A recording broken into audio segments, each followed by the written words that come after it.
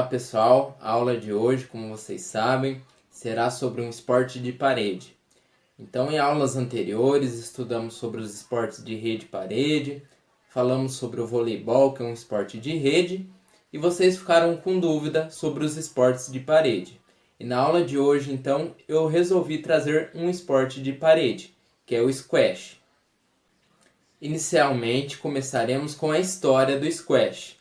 Depois explicarei um pouquinho das regras do squash. São duas histórias em relação à história do squash. A primeira trata de um jogo utilizado numa prisão em Londres. Era uma espécie de variante do tênis. E na própria cela deles, eles improvisavam uma bolinha e, como não tinham raquetes, jogavam com a própria mão. A segunda história é a história que padroniza o jogo, em 1830 na Inglaterra. Eles se utilizam do jogo da primeira história e adaptam de acordo com suas regras. Só que dessa vez longe da prisão, na Harrow School.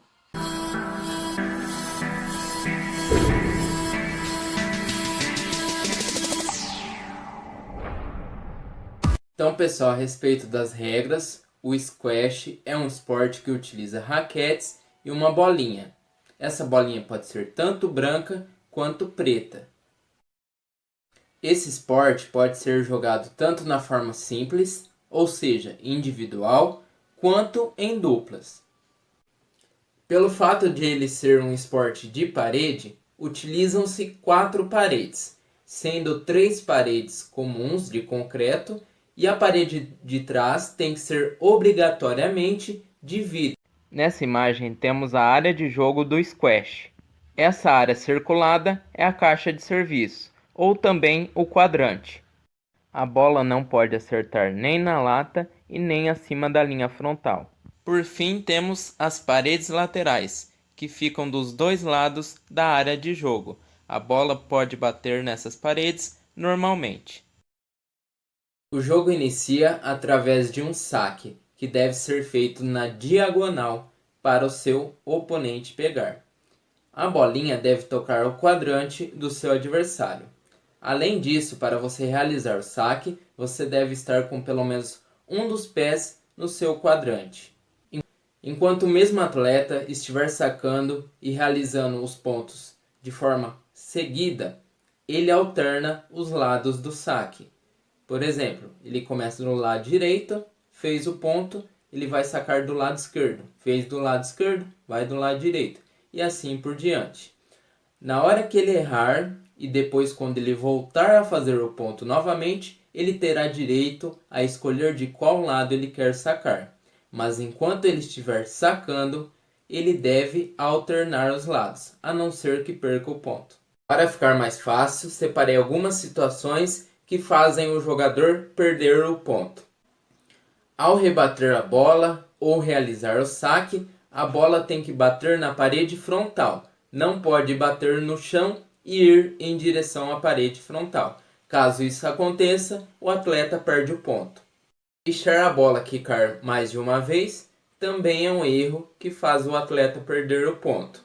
Ao sacar, o atleta deve acertar acima da segunda linha frontal. Temos a primeira linha e a segunda linha. Temos que acertar acima da segunda linha, numa altura de 1,78 m.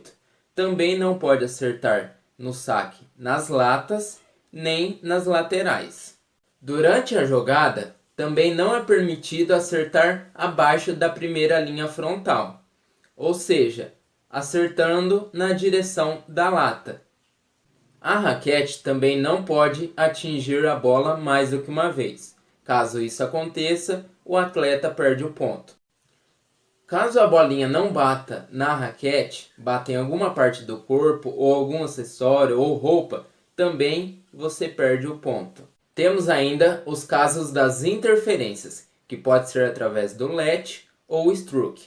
No caso do let, é quando há uma interferência, seja um atleta trombando com outro, porém esse atleta tem plenas condições de rebater a bola.